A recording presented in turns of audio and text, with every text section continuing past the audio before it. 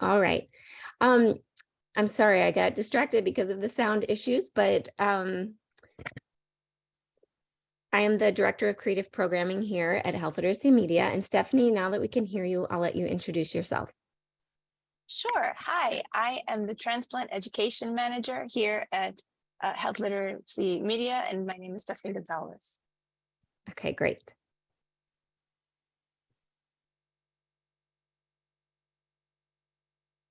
Megan, Before do you have the controls or do I? Elisa is controlling for us today. Oh, So great. before we begin, feel free to turn your camera on and feel free to chat us.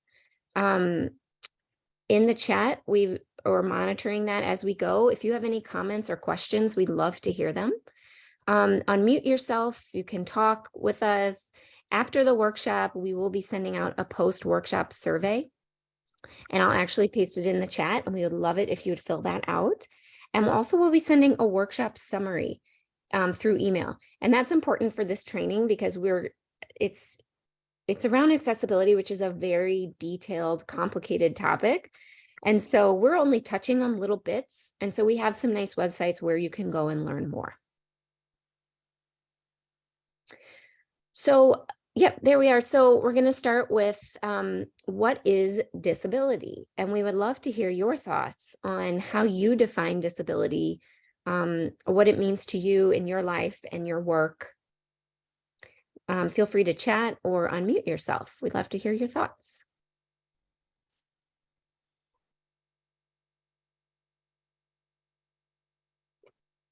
Give you a minute to think through that and enter it in the chat.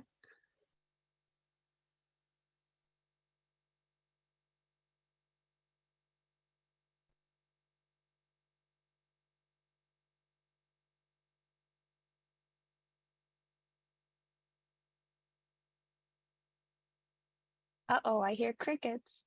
Sometimes it takes people, this is a hard question.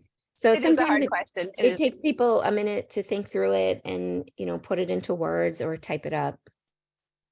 You can think about different aspects. Oh. Okay, that's a good definition. Thank you, Michelle. So disability, not able to complete daily tasks as own is used to. On your own as one is used to, right? So for some reason, you're not able to complete your daily tasks. A good definition. Anybody else?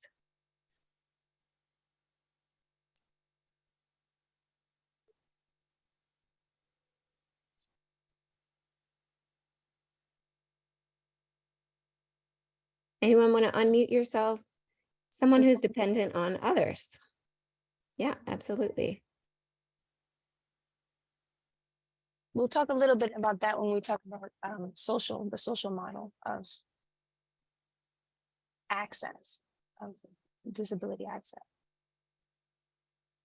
It seems like a lot of people are thinking. So I think we can probably move on and see how we define it, but then we'd love to hear your thoughts about the definition that we present. So Stephanie? Yes, I'll take that. Well, as Megan pointed out, we're going to be talking about creating inclusive and accessible spaces for people with disabilities. This is something of incredible magnitude. 1 in 5 people in the United States is a person with a disability of some kind. Many times you don't know, it's invisible. I'll give you an example. 75% of people with dyslexia don't disclose their disability publicly. And there are even higher percentages of non-disclosure for many forms of mental illness. Non-disclosure, I mean, even to healthcare professionals, not just the workplace or other public places. So the numbers become much more significant when you consider the invisibility of many disabilities. This is a community issue of great importance, and it involves most of us at some point in our lives, whether it's ourselves or people we love. Can I move on? I'm not sure where Elisa is. Oh, I'm sorry. Okay. now I see. So I like the way that you started to break down the definition of disability, which is extremely important. Definition, words matter. I know that there's a lot of controversy, especially in the United States, about political correctness and the words and definitions we use. And as well, there should be, because words have power.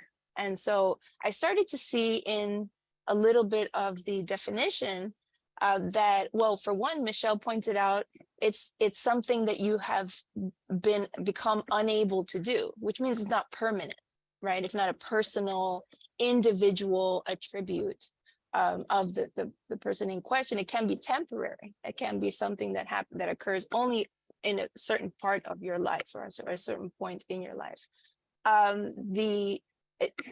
Traditionally, the medical model of disability has defined it also not just as a personal attribute or fail, even failure, right, that needs to be cured somehow, but as a health problem, right? This is something that is a health problem and it needs to be resolved. And you can see a lot of the acrimonious result of that model clashing with modern notions of accessibility and acceptance, and that when you are attuned to the conversation in the deaf community around cochlear implants and the relative value of cochlear implants. So this is what's happening now, is a sea change in the way that disability is being defined. Not as a personal attribute, not as an individual failing, and definitely connected to the social and geographical environments in which we live and work. So let's talk about this disability as not a purely medical model, not the traditional model. Let's start looking at it through the lens of accessibility and through a social lens, right? It's tied to your social and geographical environments, right? These are situational impairments. They can be temporary, right? These are activity limitations. These are participation restrictions. These are not necessary, like these are an issue of a mismatch between our environments and our and the people who inhabit those environments. I'm not sure. Elisa, do you have control? I'm having some technical difficulties here. I'm sorry. That's okay. We're on, can you see the slide we're on? So we're talking now about that mismatch. Yes. And the 6 categories of disabilities that you can think of disabilities in. Okay. Stephanie, do you want me to talk through, or are you okay? I'm okay. I just am having some problems with the slides. But yeah, you can talk through if you feel more comfortable. And that way we don't have much disruption. Okay. So we can think of disabilities in these 6 forms. So vision, hearing, motor dexterity, cognition and learning, mental health, and speech. And I did see that someone in the chat mentioned mental limitations, which, according to this more social model of disability, would fit. And so you can see this nice little graphic over here to the right. Disabilities in terms of touch, seeing, hearing, speaking. Those are the rows. And then the columns are more permanent to temporary. So permanent would be, you have one arm. You are blind. You were born blind or you became blind. You are deaf. You are nonverbal. You don't speak. All the way over to the right, which is very temporary, like you're a new parent. You're disabled in a lot of ways as a new parent. It's temporary though, but it's a disability because of that mismatch between what you need to do to function in your environment and what you actually can do at the moment, because you're holding a baby or you're tired, or, what are the limitations? A distracted driver.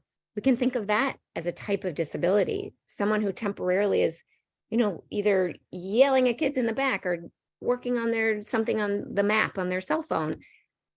That is a disability in that very temporary nature, that they are not able to see and focus on their environment fully.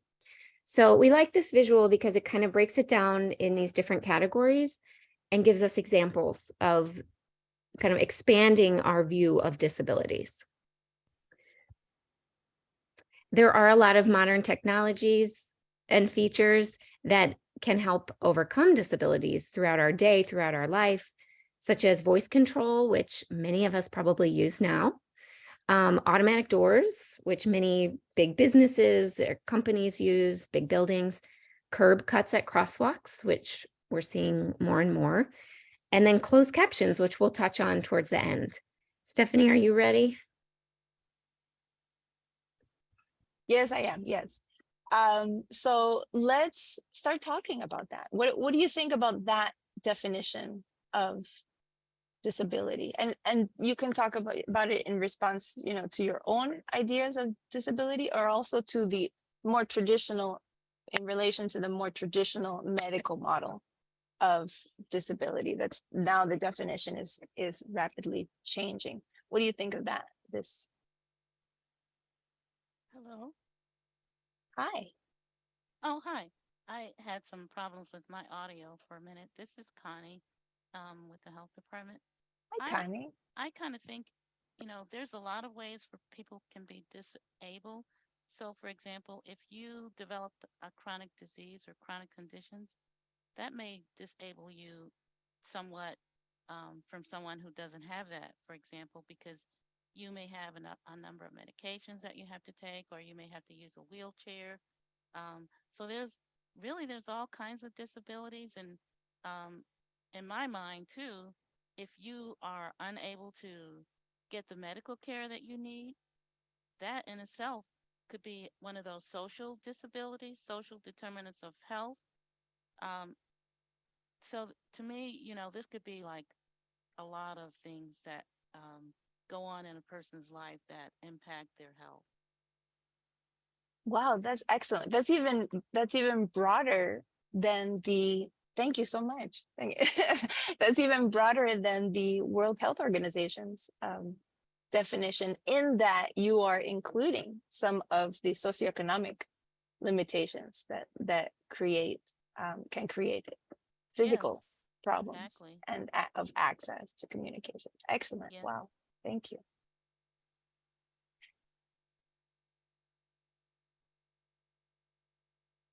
Any other comments? Is it new? Is it brand new, or have you heard this before? I'll share. So this is Ashley from Gilda's Club Kansas City. I think, when you first asked the question, like, how do we define it? I always feel myself getting tense, because I want to make sure that I am inclusive in saying, like, the right things, so to speak. And so I think that having somebody define it, and there's kind of those clear, like the tangible, we see the 6 different categories, helps kind of put me at ease when I know that I need to go talk to other people about the definition of disability. So I do like how you put it into this context. And it's a good takeaway that I can start using and feel more comfortable when I talk about it with others. That is music to my ears. Thank you so much. Well, It's a really good point, though, because, Stephanie, you did mention kind of the political correctness, and Ashley, thanks for sharing that, because I totally empathize with that kind of frozen feeling of like, I need to use the right words. I need to make sure I'm being sensitive. And, learning and trying is what it's all about. So I'm glad that this kind of framework is helpful, a helpful way of thinking about it. And we might not always get the words right, but we're aware and we're open and we're flexible with it. So a really good point. all right. So, luckily, as we've talked about, we now have many ways to foster inclusive and accessible communication in our professional and personal environments. And what does that mean? Well, that's communication that is used and understood by anyone without someone else's assistance.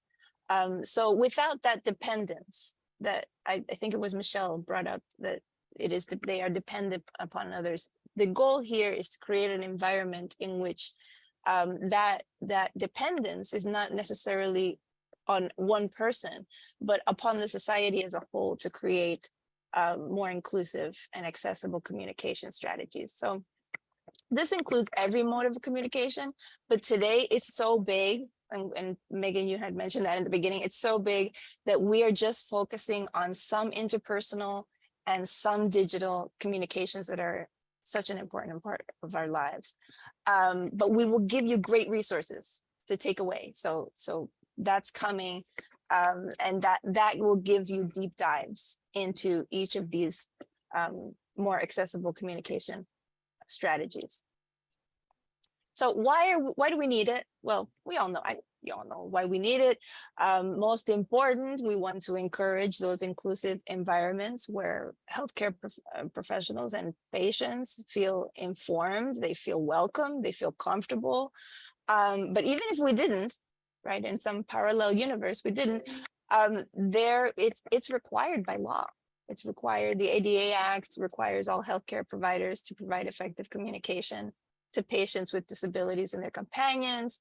ACA bars discrimination on the grounds of disability. This goes all the way back, this legislation, all the way back to 1973. This has a long legal precedent. You have stipulations in the Rehabilitation Act that require agencies to give disabled employees and members of the public the same access. They call it meaningful access. You'll see that a lot, to information available by others. So we want to hear your voices because we love it. And that's Hi, I yes. apologize. This is Connie again. Connie. I'm not seeing the full screen.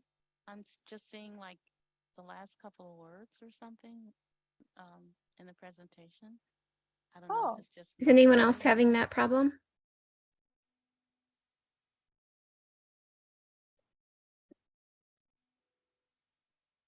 Okay, maybe it's just me. Let me check my.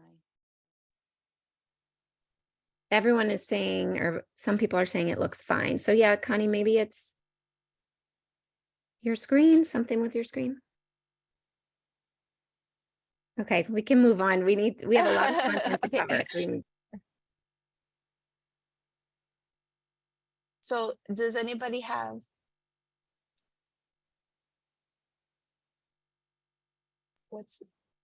Do you want to go back to the poll? So yeah, feel free to, raise your virtual hand. In Zoom, there's a button called reactions at the bottom.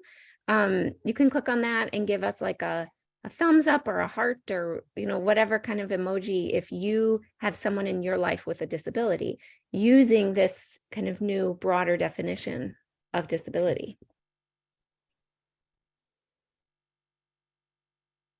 Wow. Okay, Ashley. Oh, wow. Okay, great. So yeah, definitely that's and that can, I mean, again, this is something that happens to everyone at some point in their lives. You can struggle with limited abilities. Many people prefer to call it with the expanded definition, or disabilities.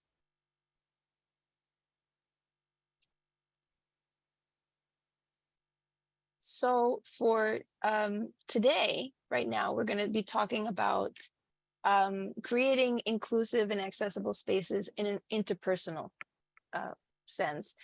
And I'm just giving you a few tips, general tips for visual, hearing, and cognitive impairments for those particular limitations. Oops. So this is a wonderful video. This is a really short, it's very short. It's a focus, it's called Focus on the Whole Person. And it's a government video on disability sensitivity training. It's just a 3-minute video, but it offers a very... Good morning, Mom. Morning there, big man. Morning, Alice! There's no need to be awkward. Poor Bob. Like so many of us, he just doesn't know how to interact with people with disabilities. It's pretty easy, really. People with disabilities are people first. We need the same things that every person needs, like respect. Good morning, everyone. Attention! Okay. Maybe we need to be more specific. The easiest way to show respect is to focus on the person, not the disability. It's okay. You'll get the hang of it. One easy way to focus on the person is to watch the person signing and not their interpreter. Or their companion. It's really cool that you'd like to help, but do us both a favor and please ask me first. What you think might be helping? I got you. Wait, ah! Oh no, might actually not. If you'd like to offer me help, let me hold on to your elbow. Don't take mine. Hey, would you like to take my arm? Sure. Assistive devices help us to live our lives. They're really important and really personal.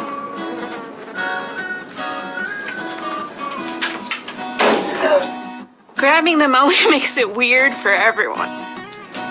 But please only touch our devices and service animals if we've given you permission. And don't take it personally if I ask you not to. Remember that my service animal helps me all the time. Neither of us would like it if we were separated. Remember, we make our own decisions. We sign documents, vote, volunteer, work, and pay taxes. We get married. So don't address me just because I have a great smile. Just because I'm blind May I help you? does not mean I'm deaf. No, I think he said he was gonna come. Just because I'm deaf doesn't mean I'm blind. And just because I use a wheelchair doesn't mean that I can't sweep you off your feet. So take a deep breath, relax. We don't bite. Unless we're really hungry. Hello there, ladies. How are you? Hello. And if you're not sure what to do, just ask. Hi, would you still like to see a menu? No thanks, but can you please read it to me? Sure, definitely. Just treat us the way you would want to be treated, and we'll all be okay.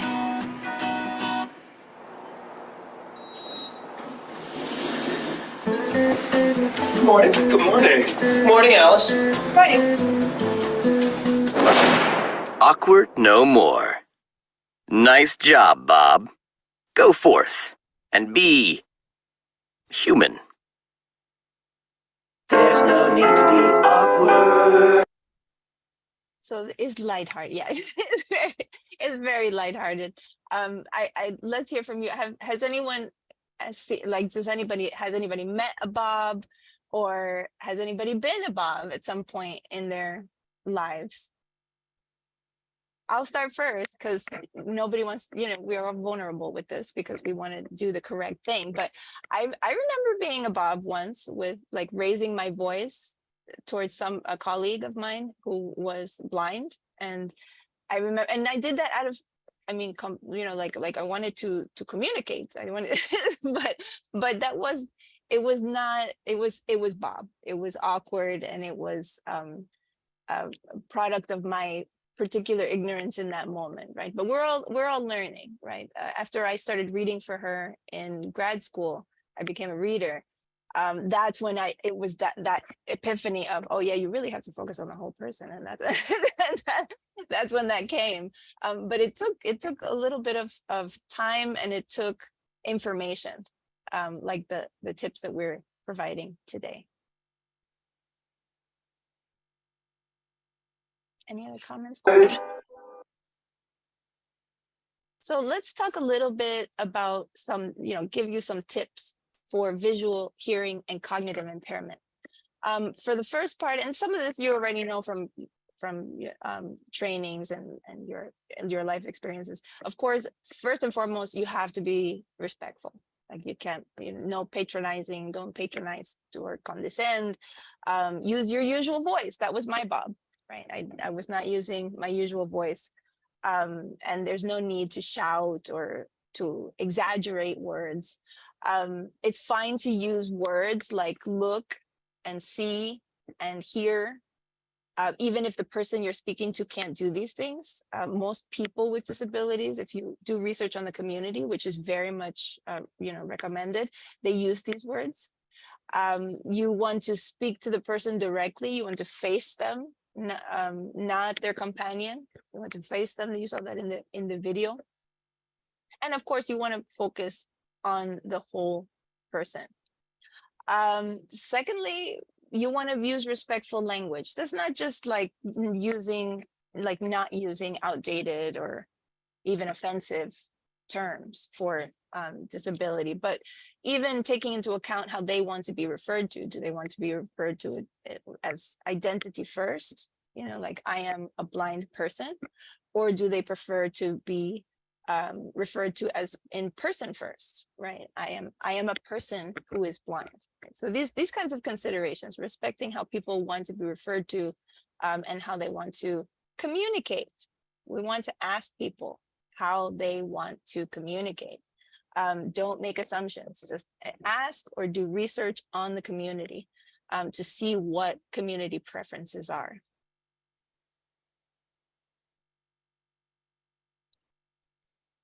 Of course, we're going to tell you, use plain language.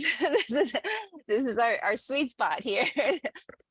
Plain language, just to remind everybody, we've talked about it in previous KCHD videos at workshops, and it is communication your audience can understand at the first time they read or hear it. Clear, straightforward expression, no jargon, use only the words that are necessary, avoiding convoluted sentence structure. That's really at the heart of plain language. And you can refer to our other KCHD trainings for more information on that. We have a link that we will be sending with our resource packet to you. Listen well, like pay attention when the other person is speaking.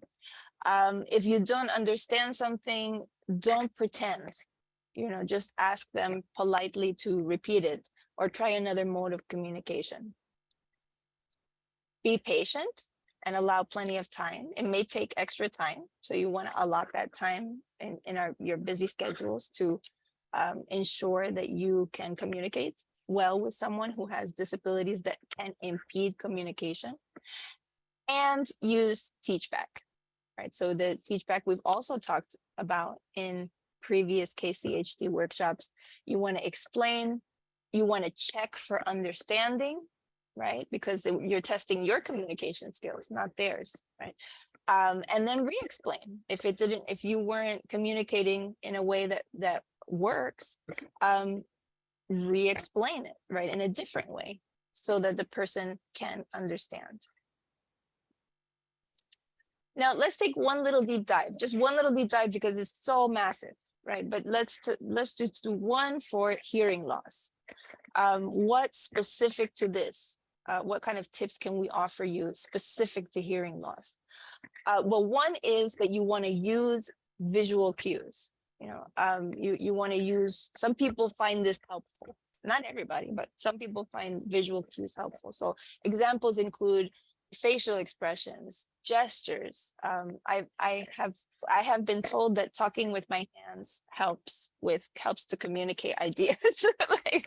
It does. The gestures can have their own language, right? They amplify whatever you are saying.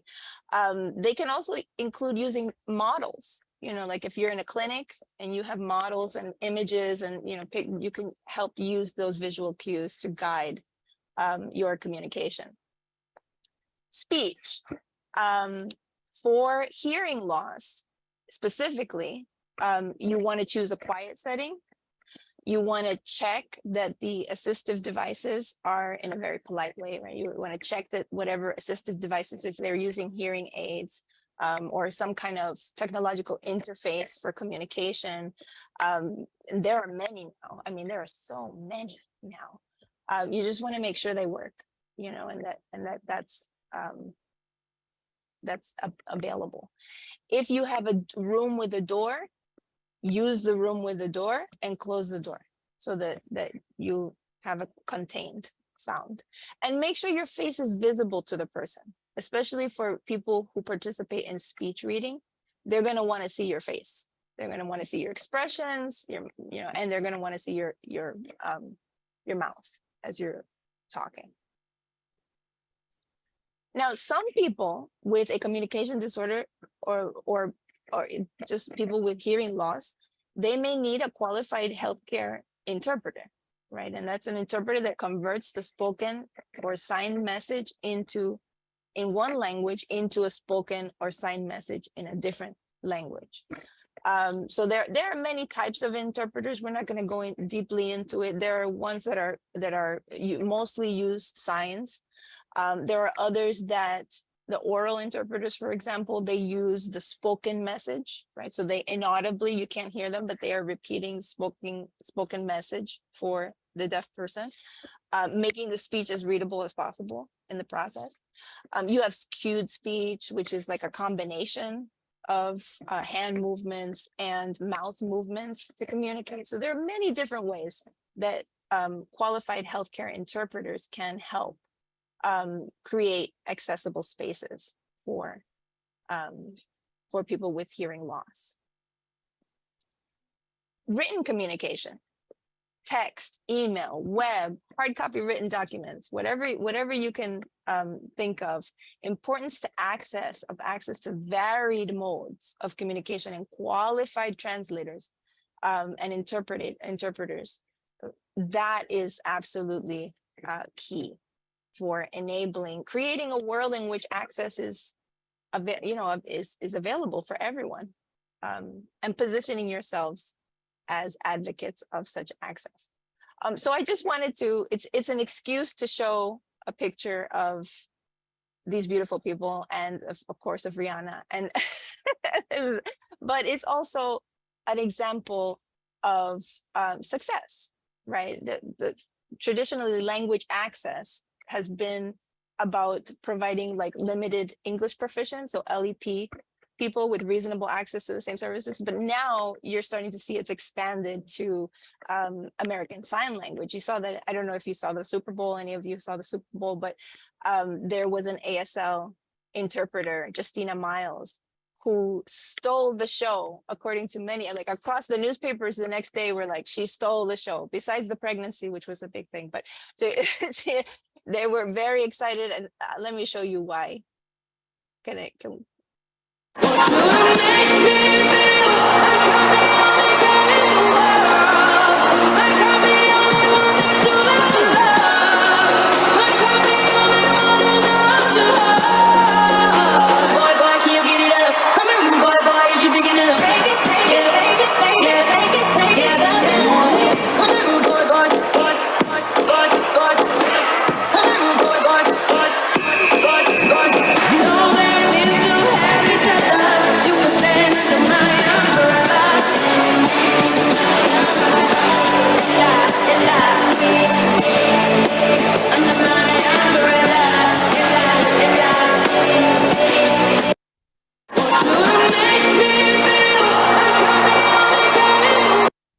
Oh, thank you. Okay, Stephanie, we're going to move on to the next section so that we have time to fit all of the rest of our content in. Yes. So I'm going to take over at this section and talk a little bit about digital accessibility. So Stephanie talked a lot about interpersonal. This is online accessibility. And as we've mentioned, I want to reiterate, this is a massive field. There is so much to learn. And so we are just touching on a few things that we thought might be relevant for the work you do. If you are making documents, if you are, offering links to people, if you are presenting videos, making videos. So that's why we chose a few of these topics to cover today. So the first thing I'm going to talk about is screen readers. And so, Elisa, you can, just pause it for 1 sec till I give a little context on screen readers. So some of you may be familiar, but there's several different screen readers out there. Microsoft Word also has one built in.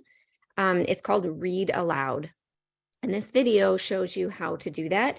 But people use screen readers for lots of different reasons. For visual impairments, if they're driving, someone can have something read to them.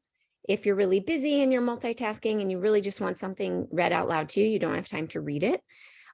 Also, some people just prefer to hear things with their ears rather than read them with their eyes. So people use this for all different reasons. And if we think about disability in all these contexts, if you're driving, that's a physical limitation. You cannot read a document, but you can listen. So now we can go ahead and watch. This video is going to show us how to do this in Word. So it's under review, and there's 19 vaccines work in your body to keep you safe. What is the coronavirus? This is a coronavirus, like the one that causes COVID-19. Its surface is covered in small bumps, called spike proteins, that help it get into your cells. Once inside your so you can see that it's a little bit of a robotic voice. It's not the best, but some screen readers are a little bit more natural. Some of the popular ones are called JAWS, which is probably the most common, or NVDA. Windows also has one built in called Narrator. That's just for the Windows system. So there's one accessibility piece for you. Okay. There we go. Thanks, Elisa. Okay, so a couple more things in Word. These are considerations for using screen readers. So it's great. Oh, Mindy said she has no idea. Yeah, there's a lot. There's accessibility everywhere. We just kind of have to learn and use it. So what was I saying? In Microsoft Word, it's great that we have read aloud, but what we have to do is make sure that our document is set up correctly for screen readers, because we'll show an example in a minute. If it's not organized and set up in the right way, the screen reader is going to jump all over the page and it's going to be complete gibberish to the person listening. And so using styles in Word, using slide masters in PowerPoint can help with this. Also using alt text, which is alternative text, tells screen readers how to move through a document, what documents to ignore, and how to describe images or graphics. So I believe we have a little video here that's showing us this. So let's watch. So here are styles. Some of you may be familiar with this, but you want to set your styles using those built-in styles in Word. You can adjust these, you can edit these too, but the styles are fine and they're built in, and you want to go from heading 1, 2, 3, all the way down. You don't want to skip headings. You don't want to use heading 1 and then heading 3, or that confuses the screen reader. And so if you use these styles and you keep things really consistent from section to section in your document, the screen reader will read it. Here's an example of alternative text. There's an option to click on alt text and then you type in your description. So the screen reader knows when it gets to that image, it's going to describe, this is an image of the coronavirus. Okay, we can move on. We're going to talk a little bit about alt text, which I mentioned, alternative text. So alternative text is a description of a photograph, any sort of graphic that the screen reader can't read, but we can provide a description to explain to someone what that picture is. But what's important is the context. So this is a little example of, you could describe this picture in many different ways. You could focus on the wine, you could focus on the people, you could focus on the restaurant, you could focus on the food. So it really depends on what's the purpose of the picture in your piece. So for example, if I told you that this picture was put into a website or a document that described the opening of a new restaurant. This is a brand new restaurant in this city, and this picture goes along with that. How might you describe this picture in your alt text description? This is kind of hard because we haven't really taught how to write alt text, but how might you describe this in, one sentence so that it's in context of that topic, a new restaurant opening?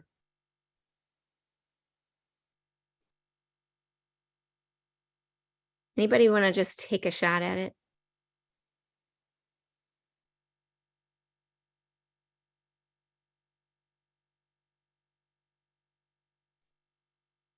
Maybe people celebrating the opening. I heard someone, but I'm sorry, I didn't hear it. Oh, I'm sorry. People celebrating the opening. People celebrating the opening.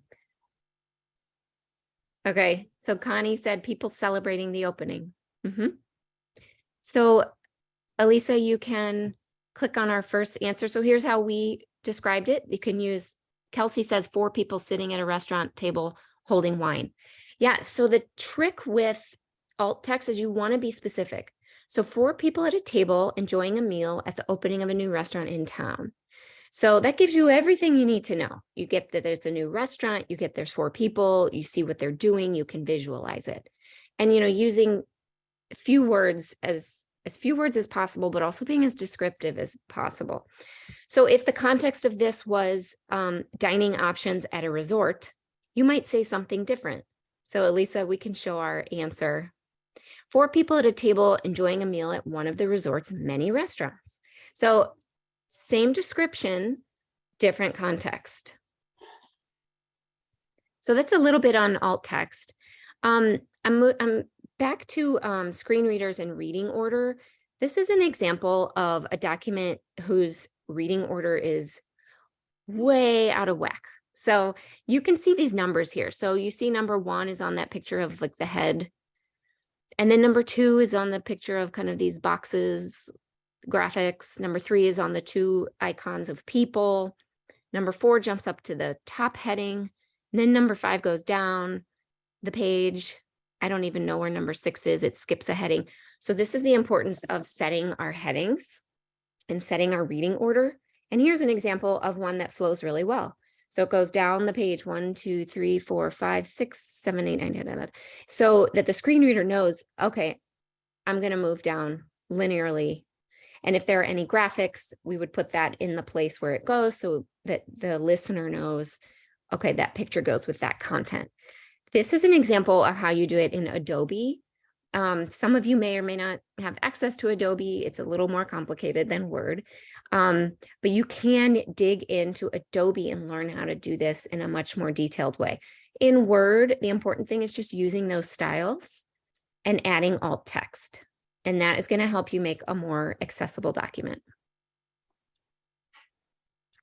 The next piece is around contrast. Really important for people with low vision, any sort of vision impairment, people who forgot their glasses, any limitation.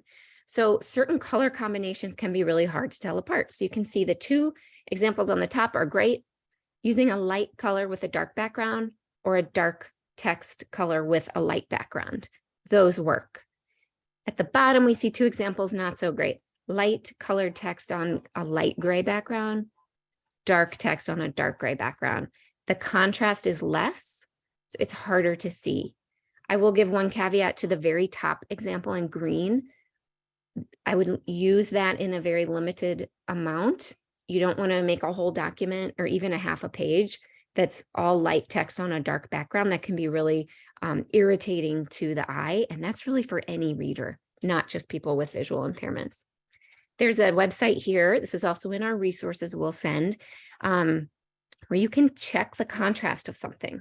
So it will read it and give you a result and tell you if your contrast is a problem or not. And then you can mess with your color and your contrast to try and fix that. So also under contrast, you can change the contrast of your settings for your operating system. So kind of your computer system, not just your individual files or programs. So for example, you can change your settings in Office so that you can see things as they, were created. So you can see the top example is a white document with blue put into it, some blue text. If it's easier for you to see things opposite, you can change your contrast to that setting, and it can be a dark background with light text. For some people, that is easier. Same thing for Teams. This is a Teams example. You can use a dark background with light text and like colored text, and same for your browsers. And there's all kinds of settings you can mess with when you change your contrast. You can pick colors and change the degree of the contrast to help your eyes see better. So if you ever find that something's too bright and it's irritating you, know that there are options. And options for your readers and your clients that you work with. Immersive Reader is another tool in Word. What Immersive Reader does is it allows the reader to customize the reading environment. So not all of us actually like, a white document with the dark text set the way that font is set with the spacing and the line spacing, because Word kind of dictates that for you. But there is a way to customize that. And so we can watch this little video.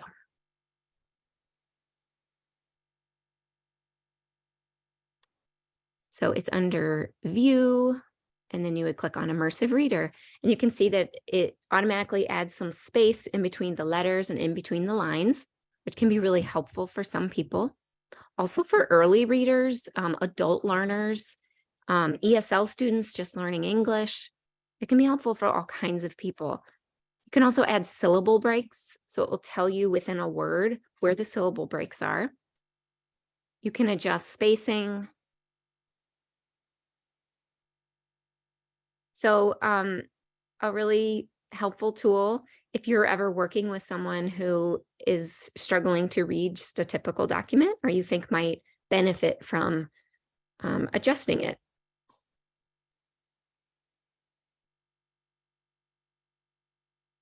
This is another cool little part. I believe it shows here. If it's easier for some people to just read one line at a time, you can set the spacing of just what you see on screen. And so it will gray out the rest of the page, and you can just focus on the white part. And you can set how big or how small that is if it's easier for someone just to read line by line. We do know that a lot of low literacy readers tend to lose their place as they're scanning, reading a document from top to bottom. So then get to the end of a line, they might skip down 3 lines. So that tool can help people who might need help seeing one line at a time. Very cool tool. Dictation. A lot of us use probably dictation on our cell phones now, where we might dictate a text message, or we talk to Siri, or we talk to, I don't know who the Amazon person is. There's all these different names of these systems. You can dictate in Word. This, again, can be used if you're driving, if you have a physical impairment, and you can't type, or if you're just really busy and you're like, I just need to get this thought down. And so this video shows us how to do that. We go up to Dictate under the Home tab. It makes that little sound, and then you just start talking. This doesn't have the audio of the speaker, but you would be talking and Word would be typing this out for you. And it's very accurate. I tried it as a part of this training, and I was surprised at how well it did. It would even make a mistake but correct itself based on the context of the sentence. So highly recommend that tool. And then lastly, we'll just touch on captions, the importance of captions. You can set captions in many tools now. You can set them in Zoom. The reason we're not using captions today is because we're all remote. And so Elisa's computer is going to read the captions of this training, but I'm the one using the microphone. So the technology doesn't quite work that well yet, as far as like remote working, but you can turn them on yourself. So there's a show captions options at the bottom of Zoom. You can click on, and that will show you the captions no matter where the audio is coming from. PowerPoint has captions. Microsoft Teams has captions, which is really cool. You can see captions as you're meeting with people, but also just, a great way for people that prefer to read rather than listen, or people who can't hear well. And so we can watch a quick little video of an example of this. So this is a great video because there is a sign interpreter. And so that's wonderful, of course, for deaf attendees. But then you can see that you can turn captions on, and they're very accurate. And it's a great way to engage. There is, I believe, some research around it can be more engaging because you're kind of, it's kind of drawing you in to read the words as opposed to kind of daydreaming and looking around or your mind wandering. So if you're reading the words, there is some evidence that it actually helps keep you engaged as well. So possibly a good tool in an education setting as well. Okay, very last point here. I know we have 6 minutes left. Making your links easy to find and easy to use. So providing really long URLs for people is problematic for many reasons. People aren't going to remember to remember all the letters and slashes and things. Screen reader also will just read out the letters. So a screen reader will say www.kcmo.gov. So .gov. So this is also a screen reader consideration.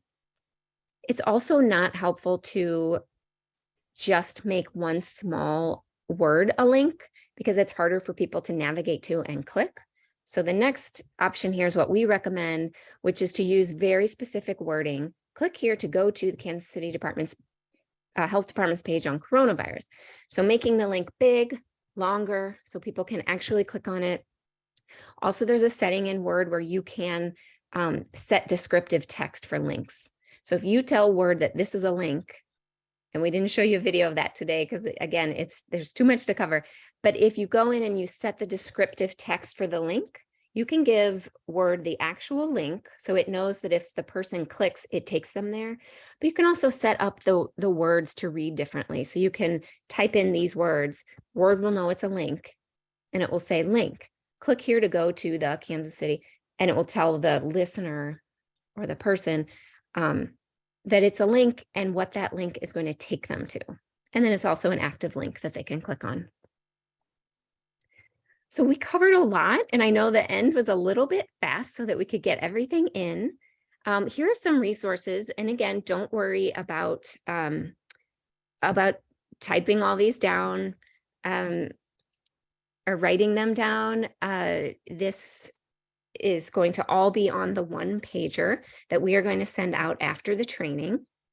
I'm going to paste a link in the chat to our survey as well that we would love for you to take, right after if you can, if not, soon after. And we've provided some resources. This Microsoft accessibility site is wonderful. It's vast, but it has so many readings and tools and videos on how to learn this stuff. For more digital information, digital.gov has a whole section on accessibility. Someone did mention, I'm sorry, I missed the comment, but I did read it. Actually, no, it was you, Stephanie, language access plans. That was me.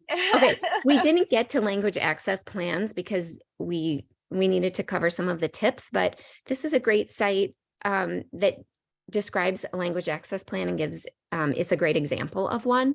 Then that's for your company, your group, whoever you work with, to create a plan for how you're going to allow people to access your content or your services. This is the link to the Kansas City Health Department's YouTube page that will have this training, but also all of our past trainings from the past over a year now that we've done monthly on different health literacy topics and COVID. How to write good alt text. This quick little Harvard site describes it pretty well. And then there's that contrast checker to check the contrast of anything that you might create. So we have 3 minutes left. I would love to hear anyone's comments or questions in the time remaining. And if not, March 29th is our next training, and this is going to be on storytelling as a public health tool.